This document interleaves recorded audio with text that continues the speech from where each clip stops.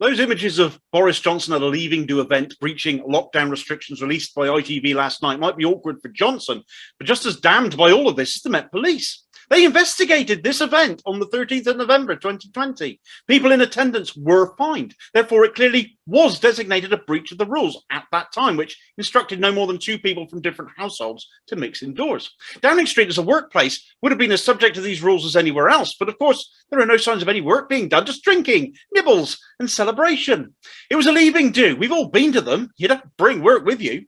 Even if you take the stance of some of the hard-right Tory headcases still defending him over this, that he just popped in, he still broke the rules the moment he did. And surely he has to be held to a higher standard than anyone else. He sets the example to the country, does he not? He made the rules, did he not? So in that case, why were people fined for attending this particular event and not Johnson himself, who was clearly there in the room?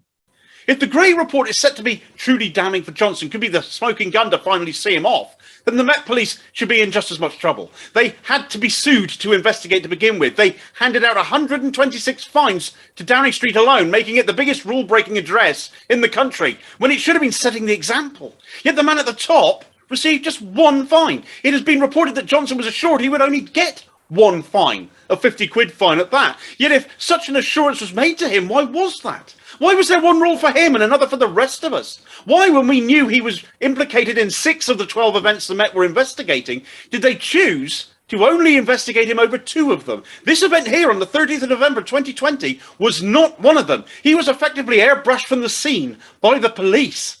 On what grounds? I mean, the uselessness of Cressida Dick is well documented. The mess the Met has become under her watch, but with the Partygate investigations apparently having been headed by Sajid Javid, the Health Secretary's brother, even more questions are now being raised in relation to corruption at the Met. Bear in mind, after all of this, they had everything Sue Gray had used for her report as well, so it's going to look very bad for the Met if she, as civil servant, has done a more thorough job than they have. And frankly, how anyone can have any faith in this police force right now to actually uphold the law is beyond me.